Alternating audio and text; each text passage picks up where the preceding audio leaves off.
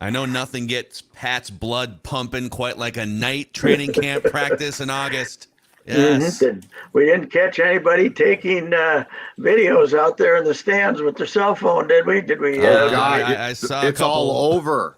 Teams are scouting the Vikings right now. There's no play the Packers don't know about, Pat. Yeah, they got our whole new setup. We know how they're going to use all our, new running back. Although our only remaining running back didn't practice or left practice or something. Madison. No, he's back. He left on Tuesday, but he's back now. Kene Nwangwu was out. But. Brian O'Neill was in full uniform last night. Not to spoil Judd's camp notes too much here, but. Okay, here's my view going through Twitter on training camp, and another great advantage for the NFL in general. Okay, you go to Twitter or X, marks the spot, or whatever the hell we call it now. Yeah. But everything you read is, boy, this guy looked like a monster. This guy's or we had a fight, or we had something, or now we got a little short linebacker that fell through the cracks, and it's I've said the greatest PR thing for the NFL is the draft, because it reinvigorates every fan base, right? Because we read about they got this guy, they got that guy, and the bad teams get the good players, and that's like. But I was thinking, reading the training camp stuff today, just running across it on various, looking at their things, it's all. This guy's a sleeper, man. He's an undrafted guy, but look out. And Houston's got this. He finally showed up on the field, this long-haired, mean kid that was Wisniewski or something like that. And it you hear about these guys in training camp. You guys did it with Mr. Mankato. You get, they fire the fan base up again, even though nothing's happening in training camp. And we have this little 5'9" linebackers look great. Doing what? Doing what? He's looked great. And it's just a great revitalization for the fan base in late July, early August, right? It's amazing. And practices, Pat, are great too, because fans can't lose. If the defense makes a great play, defense looks awesome against our offense. If the offense, like last night, KJ Osborne, I think it was, torched the defense. The fans like, this is awesome. Yeah, well, KJ, the defense just got torched too. Who needs Adam Thielen? We got KJ full time, right? Can't lose. It's right. You cannot lose. It's you know why? Because there's so many places available. There's like. You got 22 positions, and then you got your special teams. Yeah. Other sports, you got 5 basketball players. You got 9 baseball players, and the baseball players are out there naked.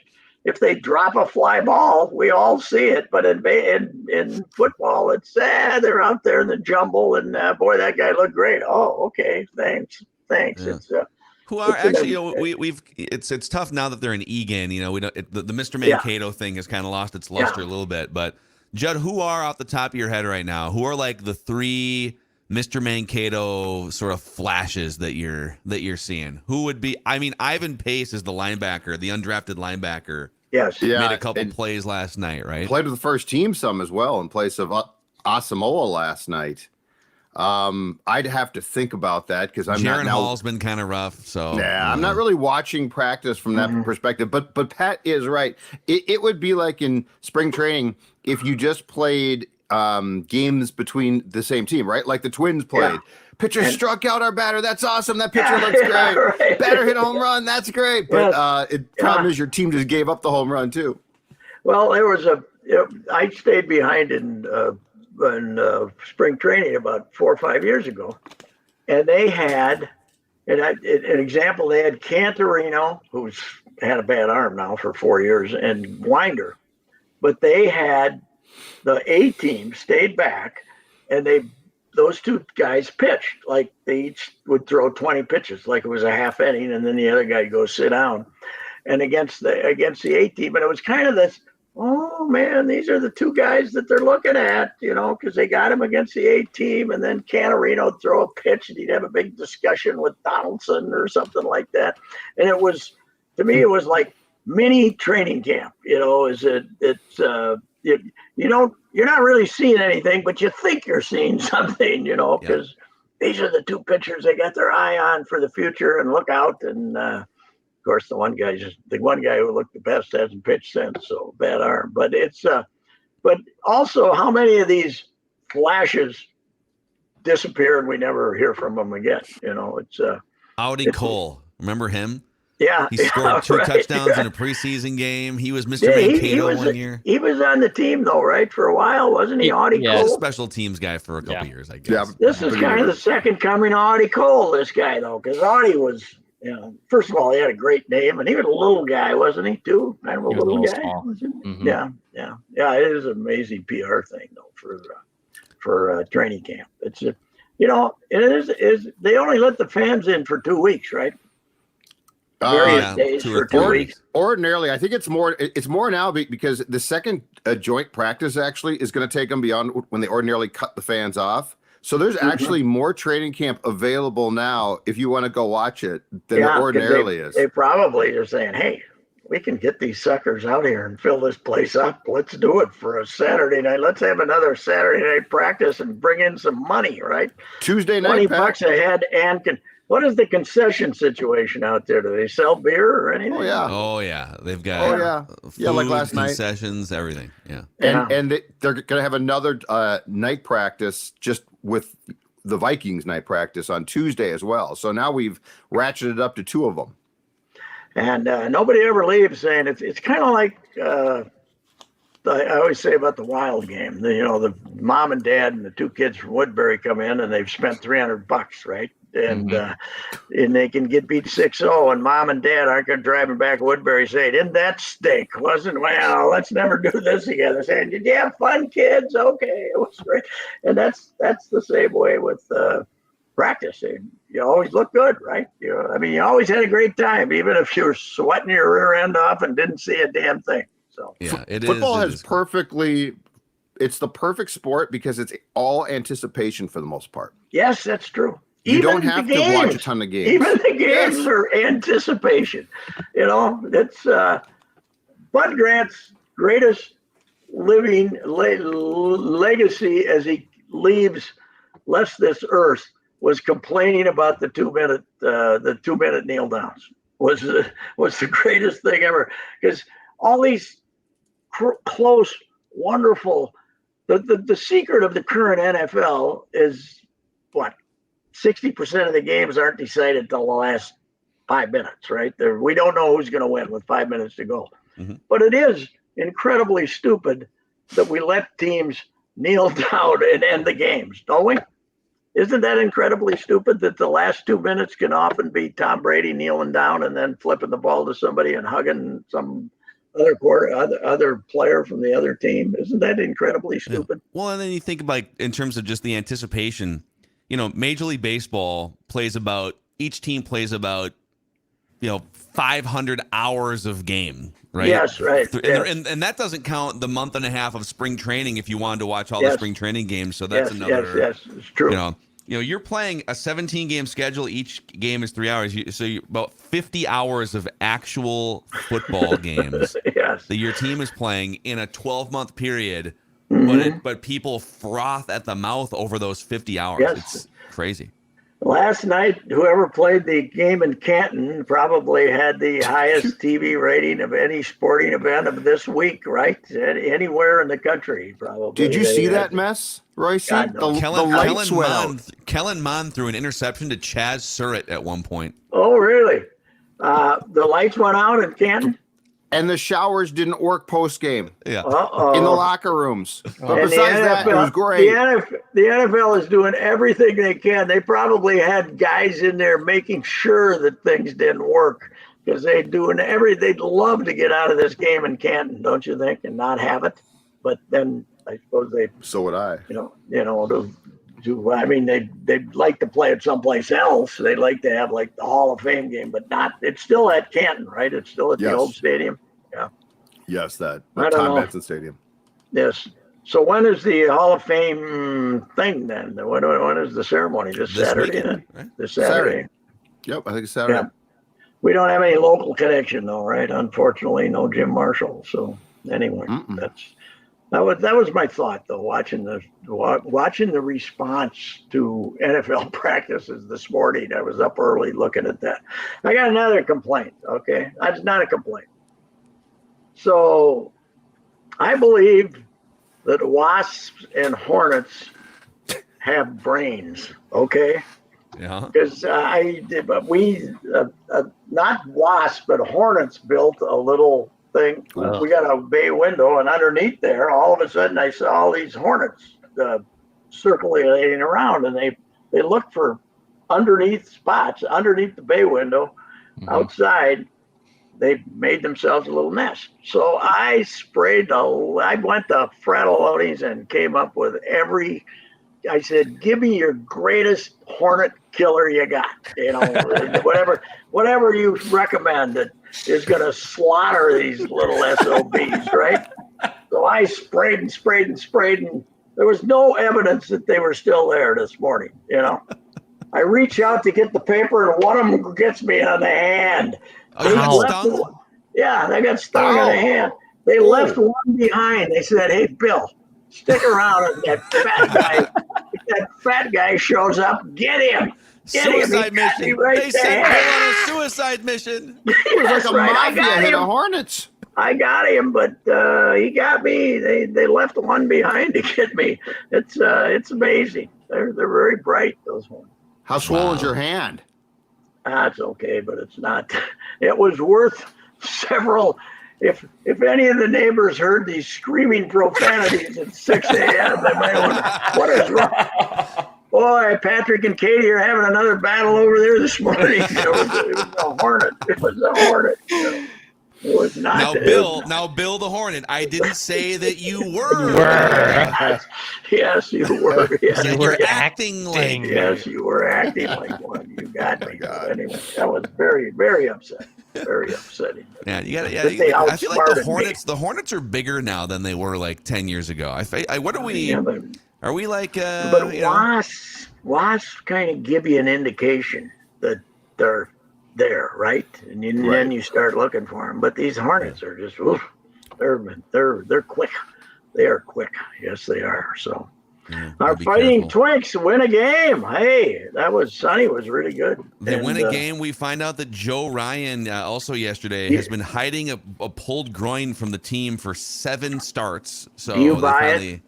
Do you buy it? I mean, he's getting shelled. You know, it's got to be something. I would be shocked if he's just forgotten how to pitch, I guess. He did say that it was limiting his ability to get the ball down, but that hasn't been his, pitching up is the way he usually gets away with it. But I think that they just, they were just looking fastball, and when they get him up in here, there's certain hitters that can get him out of the ballpark. That's for sure. But yeah, he hasn't been as good. But I was thinking it was just wear and tear innings.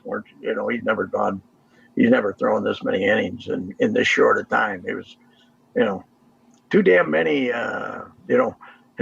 Rocco didn't have the quick hook this year. That was his problem. He was, how many innings has he got up to? He's over 120, isn't he? Got to be, somewhere in there. Yeah. Yeah. I mean, the guy that's replacing him will be pretty fresh. Dallas Keuchel. He'll be fresh. A lot of slop coming up. Now make sure him and Maeda are not pitching back to back. That's my theory. You don't want to. They slow down to hit Maeda, and then they're already in neutral, and then you bring Keuchel out there. You got to have Keuchel. Who's got the best stuff?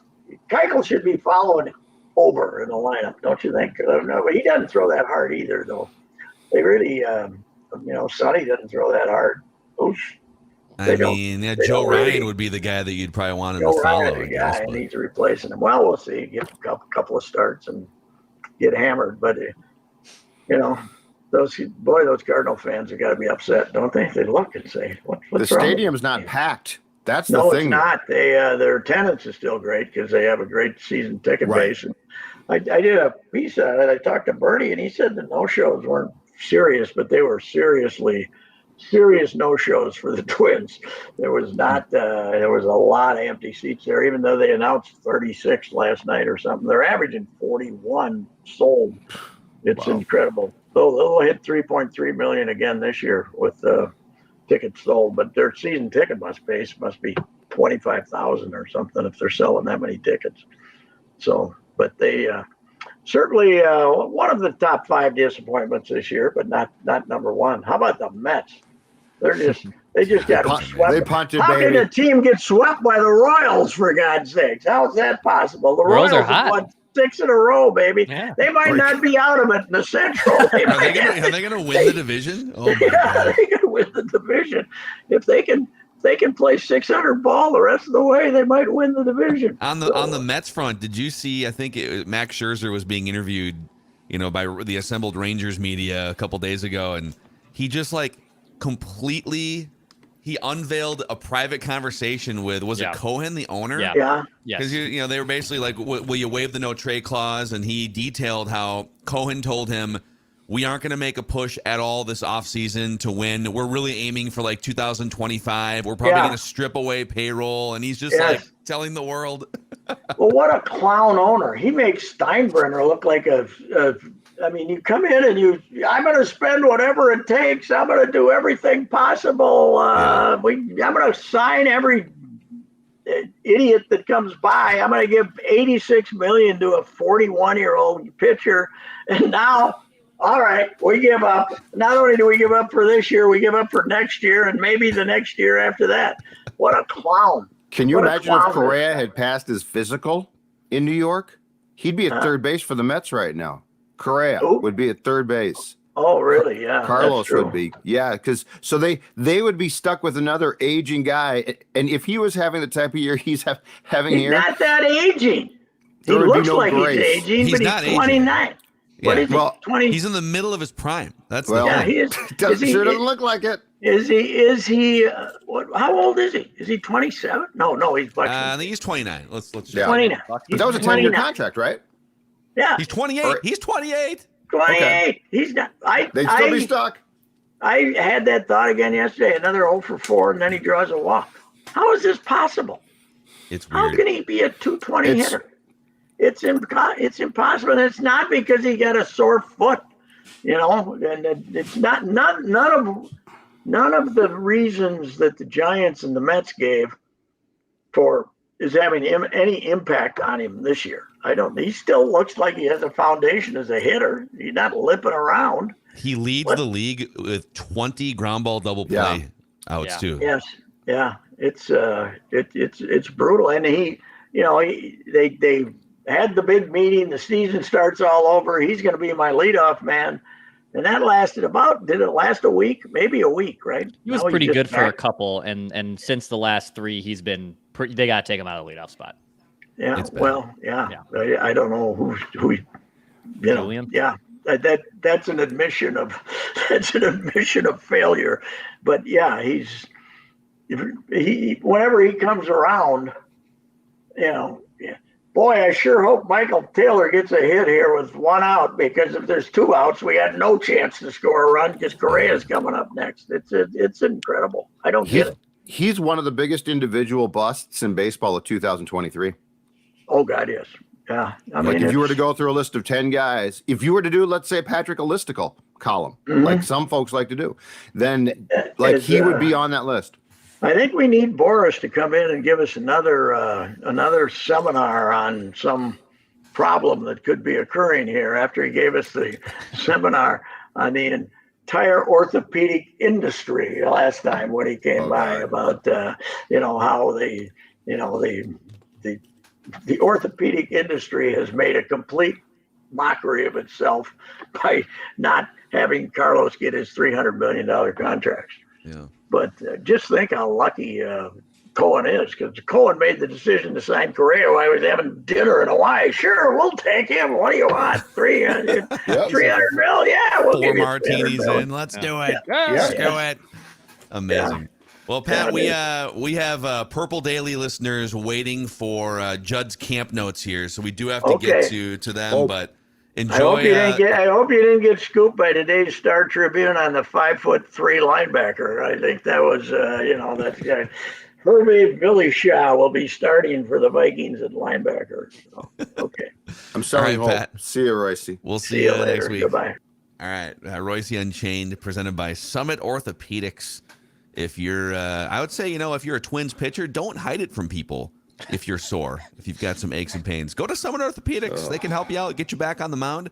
No referrals are needed. They offer same-day appointments. If you're really hurting, they also offer orthopedic urgent care starting at 8 a.m. 7 days a week. 25 locations across the Twin Cities and Greater Minnesota. Learn more at summitortho.com.